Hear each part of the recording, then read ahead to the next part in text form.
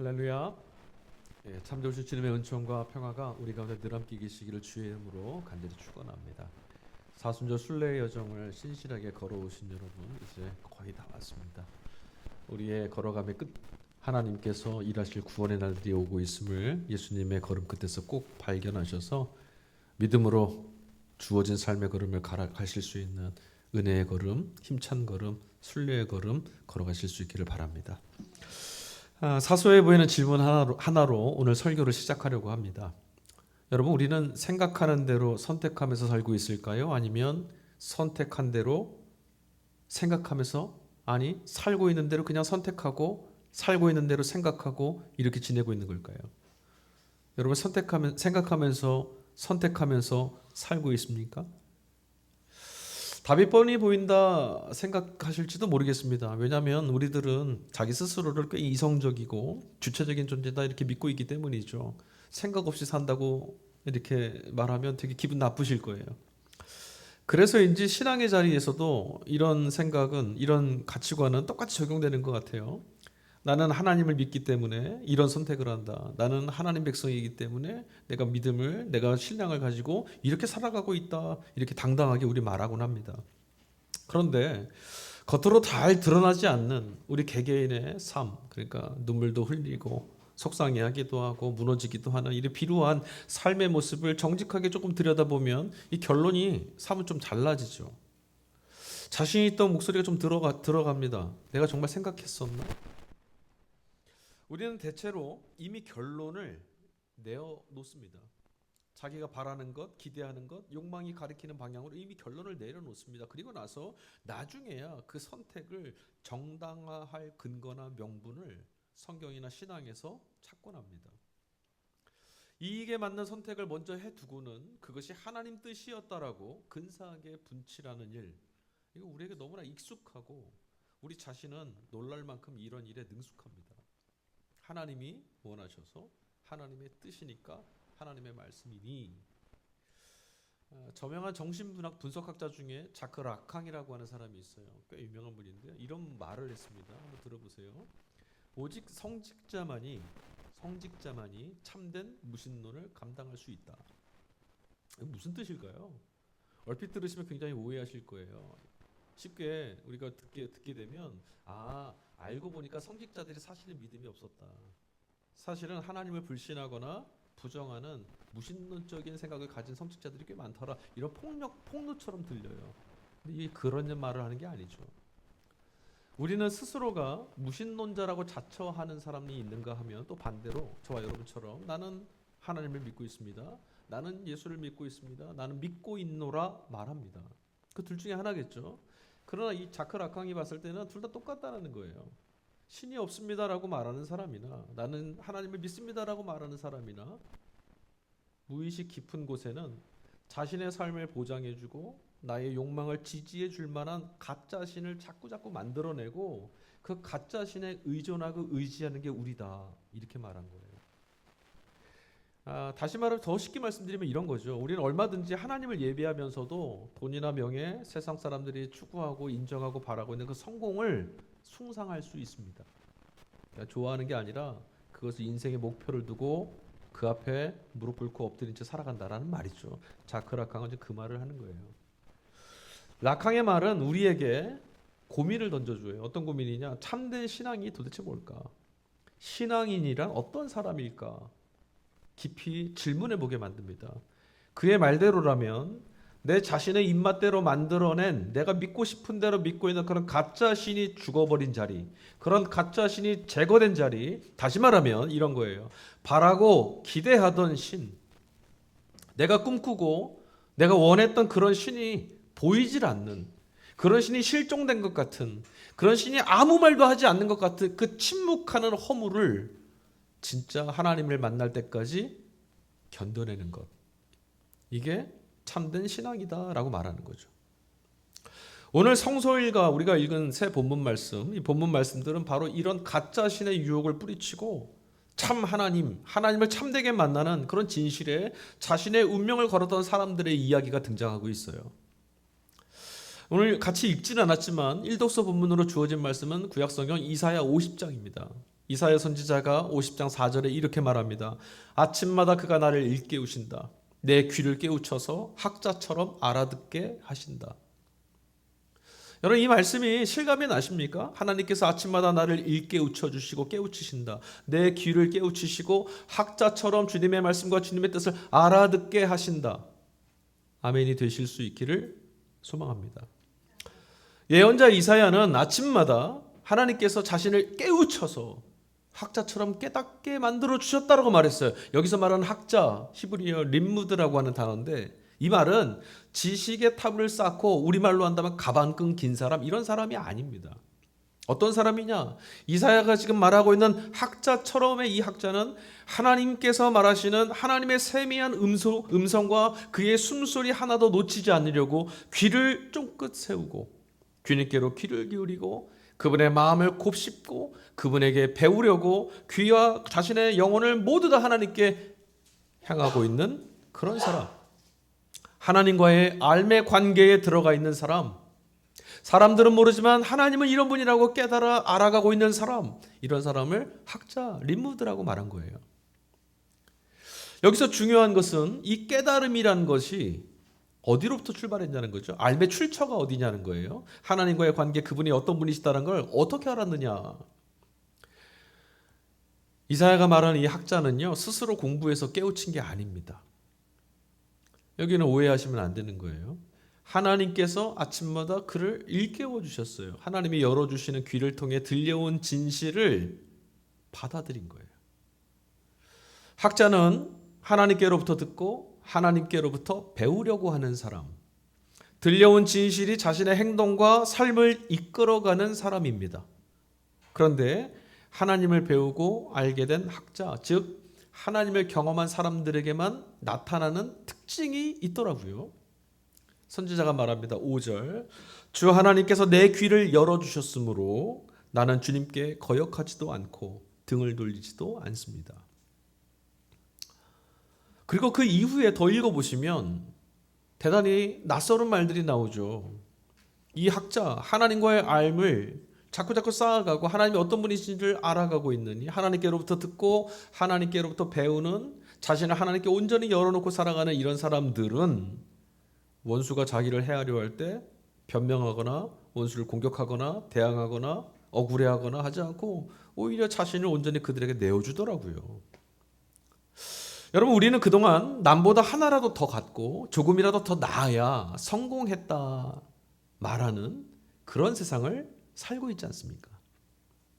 그런 사람을 힘없고 어리석다고 여기는 세상을 우리는 살고 있습니다. 원수에게 자기를 그냥 내버려 두는 맡기는 사람, 그냥 때리면 맞고 휘두르면 휘둘리고 무시하면 무시당하고 조롱하면 조롱당하는 사람들. 그러나 하나님이 역사의 주관자이심을 뼈저리게 들여다본 사람, 이런 학자 같은 사람, 림무드라 말하는 하나님과의 알미 깊어진 사람들은 비교나 경쟁에 부합하려고 몸부림치지 않습니다. 대신에 말씀드린 것처럼 오히려 자신을 치는 자들에게 자신의 등을 맡기고 자신의 수염을 뽑는 자들에게 뺨을 내어줍니다. 억울한 일 아닙니까? 하나님이 삶의 모든 이유와 조건과 풍성함이 되신다는 것을 맛본 탓에 세상의 폭력이나 자신을 억울함으로 내모는 이런 상황 앞에서 구걸하지도 않고 비굴해지지도 않고 애써 변명해야 될 필요조차도 느끼지 못하는 겁니다. 사람들이 나를 헤아려 할 때 인내하고 참아내자가 아니라 그럴 필요를 못 느끼게 된 거죠. 알미 곧 걸음이 되었고 깨달음이 곧 선택이 되는 삶을 이들은 사는 겁니다. 우리가 이렇게 살지 못하는 데는 이유가 있습니다. 우리가 이 억울하고 섭섭함을 지워내지 못하고 거기에 매달려서 자꾸 싸우려 들고 분투하게 되고 조급해지고 내몰리고 하는 이유가 여기 있는 거예요. 하나님을 몰라서가 아닙니다. 하나님을 아는 알미, 나의 존재와 나의 삶을 관통하지 못했기 때문이죠. 학자는 아는 것을 자신의 삶에 가져가서 실감했던 사람이거든요. 익숙한 성경의 언어로 말씀드린다면 귀로 전해 들은 말씀이라는 것이 미처 나의 삶으로 육화되지 못한 겁니다. 하지만 여전히 하나님을 아는 것, 하나님의 말씀을 실감해 가는 것, 삶에서 육화되어지는 체화되어지는 말씀을 살아간다라는 것은 어렵습니다. 그렇게 살려면 어떻게 해야 되느냐? 지금 이사야가 말했던 이 학자처럼 자신의 등을 치는 원수 앞에 서야 되고 자신의 수염을 뽑고 모욕하려던 이들 앞에 설 수밖에 없습니다. 다시 말씀드리자면 현실의 고통이 동반되는 일이라는 거죠. 오늘 응송이었던 시편 31편에서 시편 기자가 9절에 이렇게 말합니다. 나는 고통을 받고 있습니다. 울다 지쳐서 내 눈이 시력조차 잃어버렸습니다. 내 몸과 마음도 활력을 잃고 말았습니다. 오늘날의 말로 쉽게 표현하자면 죽을 것 같습니다. 왜 이랬을까요? 시인이 도대체 무엇 때문에 하도 울어서 그 눈물 때문에 앞이 보이지 않고 시력조차 침침해질 만큼 울어야만 했을까요? 왜 그랬을까요? 어떤 고난 때문이었을까요? 울다 지쳐서 시력조차 잃어버리게 되었다는 이 시편 기자의 고백은 가볍게 들을 수가 없습니다. 그런데 우리가 생각한 것과는 조금 다른 눈물이 이 안에 담겨 있습니다. 하나님을 믿는 사람은 기다릴 수밖에 없습니다. 기다리는 사람의 오늘은 눈물이 마르지 않는 법입니다. 아직 안 보이니까요. 하지만 포기할 수가 없거든요. 인내하고 기다려야만 하는 내 몫의 시간을 견뎌야만 하나님이 일하신다라는 것을 볼 수 있다는 것을 알고 있기에 기다리는 거예요. 그래서 눈물이 흘러요. 현실이 괴로운 것도 있지만 오시는 하나님을 향한 간절함 때문이죠. 시편 기자는 15절에 또 이렇게 말합니다. 내 앞날이 주님의 손에 달려 있습니다. 우리에게 너무나 익숙한 표현이죠. 나의 인생과 삶이 하나님께 달려 있습니다. 우리도 이렇게 고백합니다. 그런데 우리 눈은 눈물이 마르질 않아 시력이 잃을 만큼 하나님께 간절하지 않습니다. 현실은 사방이 적으로 둘러싸여서 한 치 앞도 볼 수 없는 캄캄한 절망뿐입니다. 그런데 역설적이게도 이 시편 기자는 자신이 붙들고 있던 모든 것들이 끊어지고 난 어둠 속에서 비로소 자신의 인생과 자신의 삶을 붙들고 있는 진짜 손이 누구였던지 볼 수 있게 됐다는 거예요. 하나님이시더라는 거죠. 그래서 우리는 진리의 빛이 이 시편 기자처럼 우리 자신의 영혼의 어둠을 걷어낼 때 그때서야 비로소 세계 속에서 세상 안에서 허우적거리고 있는 우리 자신을 볼 수 있습니다. 또 그런 우리를 잃어버리지 않고 놓치지 않고 지금도 굳건한 손으로 붙들고 계신 하나님의 경이로운 통치도 엿볼 수 있습니다. 언제요? 진리의 빛이 우리를 비출 때.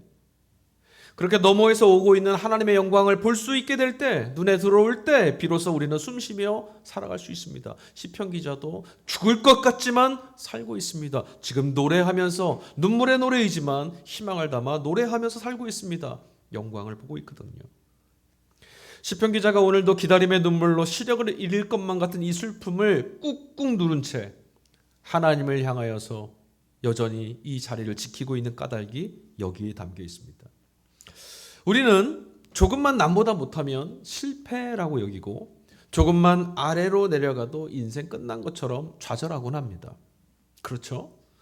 하지만 오늘 이독서 말씀인 빌립보서 말씀에 가보면 사도 바울은 이런 우리에게 매우 낯설은 권면, 신앙의 권면을 하나 합니다. 그게 뭐냐?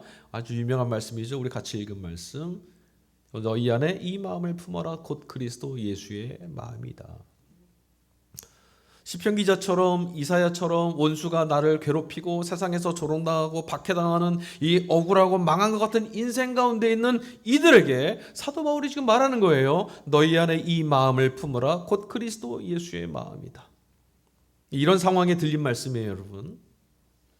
대체 바울 사도가 말하고 있는 예수 그리스도 예수의 마음이란 것은 어떤 걸까요? 그동안 우리는 이 바울의 말씀을, 바울이 전한 이 말씀을 겸손하고 순종적인 태도를 가지고 온유하고 이렇게 살아라, 이런 뜻으로 배워왔어요. 그런데 여러분, 바울은 지금 세련된 삶의 방식을 가르치는 게 아니에요. 방금 말씀드렸잖아요. 어떤 상황에 있는 이들에게 이 말씀을 전했냐? 사방에 우겨쌈을 당하고 눈앞에 절망만 보이며 세상에서 끝났다라고 조롱받는 절망에 처해 있는 사람들에게 너희는 이 마음을 품으라 말한 거라니까요. 그럼 이게 좀 더 도덕적이고요, 좀 더 세련되고요, 좀 더 친절하고요, 이런 사람 되세요, 이 말이겠어요? 아니죠. 예수님처럼 도덕적이고 윤리적이고 친절하고 온화하게 살자, 이런 말 우리 참 많이 들어왔습니다. 그런데 여러분, 성경을 한번 다시 펴보세요. 실제로 복음서 몇 면에는 예수님께서 실제로 누구보다 분노하시는 대목을 우리 읽을 수 있습니다. 상을 뒤엎기도 하고 채찍질을 하시기도 했어요. 외식한 종교 지도자들, 심지어는 자신의 제자였던 베드로를 향해서도 사탄아, 저주에 가까운 말을 하시기도 했고요. 자신의 은혜를 구하며 나왔던 수로보니게 여인에게는 개들이란 말도 하셨어요. 그러니까 예수님처럼 온유해라, 도덕적이어라, 말 잘하고 친절하라, 이건 우리하고 아무 관계가 없어요. 그 말이 아니에요. 바울 사도가 주목하고 있는 그리스도 예수의 마음이라는 것은 말 그대로 하나님과 동등함을 기득권처럼 드러내거나 얻으려고 하거나 욕심내지 말고 자기 스스로를 세상 누구보다도 낮게 여기는 마음을 가져라. 자꾸 높아지려고 하지 말고 낮아져 봐라. 낮은 곳에 시선을 돌려보아라. 예수님이 그런 분이셨으니까 이 말이에요. 더 쉽게 말씀드릴게요. 하나님처럼 높이 올라가 보겠다고, 하나님이 계신 저 보호자 끝까지 올라가고 싶다고 하는 욕망을 포기하고 기꺼이 하나님의 아들로 칭송받는 영광의 자리도 다 포기하고 기꺼이 십자가라고 하는 패망의 자리까지 내려가는 마음. 시력을 잃을 정도로 눈물을 흘리던 시편 기자처럼 주어진 자신의 그 오늘을, 절망만 있는 그 오늘을 내게 주어진 삶이라고, 내 몫이라고 끌어안는 마음, 이게 그리스도 예수의 마음이에요.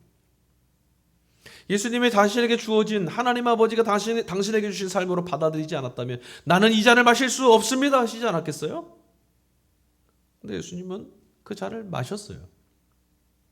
성공한 이들의 삶을 부러워하는 세상에서 기꺼이 스스로 실패한 이들의 삶, 망한 이들의 삶, 눈물 짓는 사람들의 삶, 세상에서 도태되고 소외된 이들의 서러운 삶과 동일시하고 일치되고자 하는 마음, 이게 예수님의 마음이에요. 나는 하나님의 아들이야, 이것이 아니라 가장 낮은 곳에서 하나님께도 버려진 것처럼 절망하면서 울고 있는 이들의 곁에 찾아가서 나도 너와 같다고, 나도 이곳에 있겠노라고 하는 마음, 잘난 척하지 않는 마음. 그렇다면 도대체 무엇이 예수님을 그 길, 그런 삶을 살아갈 수 있도록 했을까? 하나님의 아들이라는 우리와 완전히 태생적으로 다른 그런 DNA를 갖고 계셔서 그럴까요? 그분은 하나님의 아들이고 우리는 사람이니까 다른 걸까요? 아니요. 예수님은 온전한 사람이셨습니다. 온전하다는 말은 우리와 똑같은 사람이라는 거예요. 여기서 우리 착각들을 하는데 조금 미화합니다. 같은 사람이라도 우리와 좀 다를 거야. 아니요, 똑같습니다. 예수님은 단지 그 누구보다도 하나님을 참으로 알았습니다. 알았다고요. 모든 삶과 역사를 지고 계신 하나님 안에 있다라면, 아니 그 하나님 안에서는 기꺼이 낮아지고 비워지는 자리를 알지라도 모든 채움과 풍성함이 되고 충만하신 하나님, 그분으로 인하여서 채워지는 삶, 거기에는 높음도 낮음도 가난함도 부함도 없다라는 것을 주님은 온전히 신뢰했습니다. 눈으로 보는 듯이 그 알미 너무나 선명했어요. 우리는 눈으로 보듯이 하나님이 보이진 않아요. 간절히 원하고 바라고 소원하는 것일 뿐 그 영광이 보이진 않는 것 같아요. 보인다면 마다할 수가 없거든요. 그러니까 십자가는 실패의 자리가 아닙니다.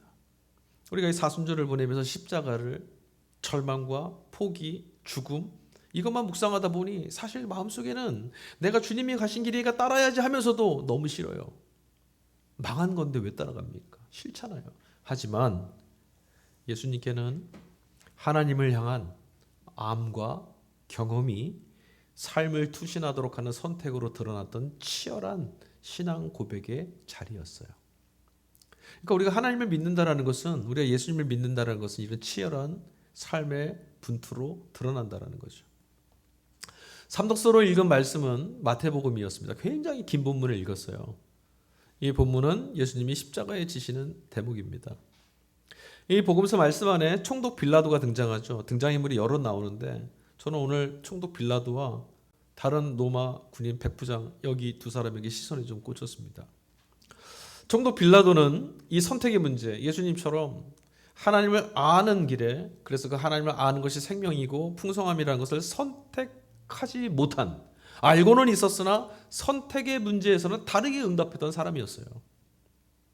여러분, 우리는 아는 대로 선택하고 아는 대로 생각한 대로 살지 않아요. 알고는 있지만, 좋다고 말하지만, 옳다고 하지만 안 갑니다. 그렇지 않습니까? 정의, 공의, 인애와 자비, 섬김과 낮아짐, 좋은 말입니다. 마땅한 일입니다. 그러나 내가 섬기고 내가 낮아지고 내가 손해보는 거 싫습니다. 안 살죠. 만약에 옳은 대로 생각한 대로 우리가 다 선택하며 살았다면 지금 세상이 이런 혼돈 가운데 있지는 않을 거예요. 빌라도가 그랬어요. 알았지만 선택하지 않았고 알았지만 살지 않았어요. 그는 오늘 본문의 말씀 보니까 예수님이 무죄하다는 것을 알았습니다. 예수님 안에서 허물을 찾지 못했어요. 하지만 그는 결국 자신이 본대로 선택하지 못했습니다. 자신이 아는 대로 선택하지 않았습니다. 왜 그랬습니까? 밀란이 일어날까 봐 두려웠습니다. 밀란, 권력, 가짜신입니다. 그것이 자신의 인생을 움켜잡고 있다고 생각했고 그것이 내 선택과 어긋나게 되면 내 삶을 무너뜨릴 수도 있다라고 하는 두려움. 그 무서움 속에 서슬퍼렇게 살아있는 그 가짜신 때문에 그는 예수를 죽였어요. 두려웠던 거죠. 그는 손을 씻으면서 나는 무죄하다라고 강변했습니다. 그러나 그건 비겁한 자기 합리화일 뿐이죠. 그는 아는 것과 사는 것 사이의 간격을 미처 메꿔내지 못했습니다. 하나님을 향한 믿음 대신에 먹고 사는 생존에 내몰려서 우리의 생존, 우리의 삶을 온통 움켜쥐고 있는 것 같은 돈이라는 가짜신에 휘둘리고 마는 우리 닮아 있지 않습니까? 무서워서, 두려워서. 정의가 옳다는 것을 알면서도 현실의 이익 앞에서는 슬그머니 눈을 감는 것이 너무나 보편적이잖아요. 그러니 빌라도는 안다라고 하는 것이 반드시 살아내는 것으로 이어지는 것은 아니라고, 안다고 생각한다고 반드시 그렇게 사는 걸 보장하는 것은 아님을 우리에게 보여주고 있습니다. 그래서 우리는 사실 빌라도 앞에서 아무것도 할 말이 없죠. 자, 또 다른 이방인이 있습니다. 십자가 아래에 있었던 백부장이었습니다. 그는 로마인이잖아요. 그는 예수님의 무기력하게 죽으시는 장면을 처음부터 끝까지 다 목격한 사람입니다. 제자들도 다 도망갔을 때도 그는 숨이 멎을 때까지 그 밑에서 지키고 있었습니다. 십자가 위에서 어떤 일이 일어나고 있는 거죠? 어찌하여 나를 버리시나이까 울부짖던 예수가 신에게조차 버림받아서 무너지는 한 인간이 저렇게 초라하게 숨이 멎어가는 것을 목격했습니다. 자, 그런 자리면 어떻게 되겠습니까? 예수는 하나님이십니까? 앞서 언급했던 자크 라캉이라는 사람, 그의 말대로, 그의 표현대로라면 예수님은 자신의 아버지이신 하나님, 자신이 알고 있던 또는 기대하고 있던 믿고 있던 신이 사라져버린 것 같은, 아예 없었던 것 같은 공백에 놓여 있는 거죠. 불러도 대답이 없어요. 그러나 모든 것이 그렇게 허무하게 끝나고 혹시 모를 기대감, 그런 것조차도 텅 비어버린 죽음의 자리에서, 여러분, 죽음은 혹시 모를도 사라진 거잖아요. 완전히 끝난 거예요. 근데 그곳에서 백부장은 이런 고백을 했어요. 이분은 참으로 하나님의 아들이셨다. 힘으로 증명된 게 아니죠.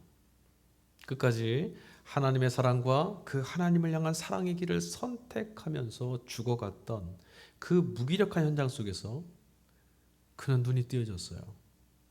우리는 다 비겁하고 다 가진 것 같고 힘 있는 것 같아도 결국은 무너지는데, 저 죽어가던 예수는 끝까지 신의 사랑을 향해서 자신을 던졌어요. 진짜 하나님을 본 거죠. 그는 결국 자신이 본 이 비참한 현실에, 그럼에도 불구하고 드러난 진실에 자신의 존재와 인생을 걸기로 선택했습니다. 총독 빌라도하고는 완전히 다른 선택이죠. 자, 여러분, 이제 질문해 보겠습니다. 다시, 우리는 정말 우리가 믿는 대로 살고 있을까요? 혹시 내가 바라는 대로 하나님을 이리저리 편집하고 내가 원하는 대로 예수님은 이러셔야 된다고, 하나님은 이런 능력과 이런 일들을 벌여주셔야 된다고 그렇게 만들어내면서 살고 있던 건 아닐까요? 오늘 성서일과 말씀들을, 본문의 말씀들을 깊이 한번 읽어보십시오. 깊이 묵상해 보십시오. 오늘 성경이 말하고 있는, 말씀이 말하고 있는 신앙이라는 것은 결국 어떤 것이냐, 내 욕망을 채워주고 있던 가짜 신을 하나씩 깨뜨리고 지워가는 과정, 이게 신앙이라는 거죠. 아무리 불러도 대답 안 하는, 아무리 불러도 응답하지 않는 가짜 신들의 면면을 들여다보는 자리까지 가는 거, 그 안에서만 하나님을 경험할 수 있어요. 그래서 예수님은 하나님을 만난 거죠. 여전히 세상은 돈과 권력, 소비의 힘 앞에서 무릎 꿇고 순응하는 것, 이것이야말로 이런 험한 세상을 살아갈 수 있는, 아니 그런 세상에도 살아남을 수 있는 유일한 지혜라고 우리를 가르치고 기만하고 있습니다. 그 가짜 신의 그 속삭임에서 우리가 벗어나지 못한다면 체험을 강요받는, 그래서 영혼이 자꾸만 조급해지고 씻어내지 못하는 목마름 때문에 자꾸만 삶이 헛헛해질 수밖에 없습니다. 계속 반복되는 거예요. 정말이지 가짜 신이 사라지지 않는 한 우리 자신의 구원은 멀기만 합니다. 실감하지 못한다는 거예요. 대체 이런 우리를 하나님 외에 누가 구원해낼 수 있겠습니까? 여러분 스스로 자문해 보십시오. 내가 살아가고 있는 이 삶에, 내가 지금 마주하고 있는 세상 안에서 과연 누가, 하나님 외에 누가 이 땅에 평화를 가져다 주실 수 있을까? 미국이었습니까? 중국인가요? 러시아입니까? 누가 우리에게 평화를 가져다 줄 수 있습니까? 하나님 외에 무엇이 깨져가고 있는 생명을 보듬어 안고 죽어가고 있는 생명을 다시 살려낼 수 있습니까? 있다면 주님을 거절하셔도 괜찮습니다. 믿어보십시오. 시편 기자가 간절함 때문에 시력을 잃게 되었다고 했을 만큼 우리가 하나님을 경험하고 참된 자유와 구원과 해방의 기쁨을 경험하고 얻어가는 일은요, 정말 치열한 일입니다. 그냥 경험되는 게 아니라는 말이에요. 우리 기독교 신앙이 뭔가 오해를 하고 있어요. 그냥 나는 믿기를 원해 그러면 다 알아서 경험된다고 생각해요. 아니요, 똑바로 들여다봐야 돼요. 생명은요, 죽음을 지나지 않고 보이질 않아요. 내 안의 우상들이 죽어야만 그 우상들이 허무한 것이고 깨어지는 것임을 깨달아 아는 곳에서만 우리는 참 하나님을 경험할 수 있어요. 선지자 이사야는 침묵 속에서 말씀하시는 하나님을 향해서 귀를 열었습니다. 시편 기자는 눈이 멀 정도로 눈물이 마르지 않은 현실 속에서도 여전히 주님을 향한 시선을 포기하지 않았어요. 예수님은 모두가 등을 돌렸던, 죽음만 드리워져 있던 그 절대 고독 속에서 하늘을 향했어요. 마지막으로 그가 의지했던 분은 아버지였습니다. 비록 그들의 선택이 우리의 눈에는, 남아있는 우리의 눈에는 서러운 통곡처럼 보이고 그런 현실로 이어지고 있었지만 우리도 그 통곡의 끝까지 따라가는 수밖에 도리가 없습니다. 여전히 세상에서 하나님께로, 하나님을 아는 것으로부터 출발했던 이 믿음으로 다 이해할 수 없는, 다 설명될 수 없는, 그래서 세상이 볼 때, 아니 우리 자신이 생각해도 이건 미련한 것이 아닐까? 이건 망하는 것이 아닐까? 그런 선택이 아닐까? 이렇게 보일 수도 있습니다. 그러나 삶을 강요하고 기만하는 가짜 신들이 침묵하는 순간이 옵니다. 죽음이죠. 그 죽음의 끝에 우리는 보게 됩니다. 진짜 생명이 누구에게 있는지를. 예수님의 마지막을 지켜보았던 백부장은 승리하는 신이 아니라 무너진 한 인간의 죽음 앞에서 하나님을 봤다 그랬어요. 하나님은 어둠을 서둘러 건너뛰시지 않습니다. 하나님은 고난과 역경을 그냥 단숨에 지우고 넘어가질 않으세요. 오히려 그 어둠의 가장 깊은 곳까지 함께 내려가시고 바로 거기서부터 새로운 생명을 열어가세요. 여러분, 부활이라는 것은 고난을 지워내는 게 아니에요. 고난을 통과한 자리에서만 주어지는 겁니다. 부활은 죽음을 부정하는 것이 아니라 죽음을 깨뜨리고 드러나는 하나님의 응답인 거죠. 그러므로 지금 우리가 걷고 있는 이 어둡고 고난한 삶의 걸음이 실은 부활로 이어진 그 결과와 다르지가 않다라는 것을 볼 수 있어야겠죠. 주님은 자신의 생명을 걸고 십자가를 통해서 이 진리를 드러내셨던 거예요. 빌립보서 2장 5절부터 11절 말씀입니다. 이 응송 말씀은 초기 교회 공동체가 주님을 향한 찬가로 함께 불렀던 노래였어요. 여러분 안에 이 마음을 품으십시오. 그것은 곧 그리스도 예수의 마음이기도 합니다. 그는 하나님의 모습을 지니셨으나 하나님과 동등함을 당연하게 여기지 않으시고 오히려 자기를 비워서 종의 모습을 취하시고 사람과 같이 되셨습니다. 그는 사람의 모양으로 나타나셔서 자기를 낮추시고 죽기까지 순종하셨으니 곧 십자가에 죽기까지 하셨습니다. 그러므로 하나님께서는 그를 지극히 높이시고 모든 이름 위에 뛰어난 이름을 그에게 주셨습니다. 그리하여 하늘과 땅 위와 땅 아래에 있는 모든 것들이 예수의 이름 앞에 무릎을 꿇고 모두가 예수 그리스도는 주님이시라고 고백하여 하나님 아버지께 영광을 돌리게 하셨습니다. 죽음이 드리워진 십자가까지 낮아지신 예수 그리스도를 찬미했던 이 초기 교회 신자들의 고백을 가슴에다가 품고 오늘도 비록 낮고 천하고 쓸모없고 패망해 보이는 그런 걸음일지라 할지라도 하나님께서 내 앞에 허락하신 삶의 길을 묵묵히 걸어갈 때 우리 모두에게 마침내 부활의 문을 열어놓으신 예수 그리스도 주님의 은총이 가득하게 채워질 줄로 믿습니다. 아멘.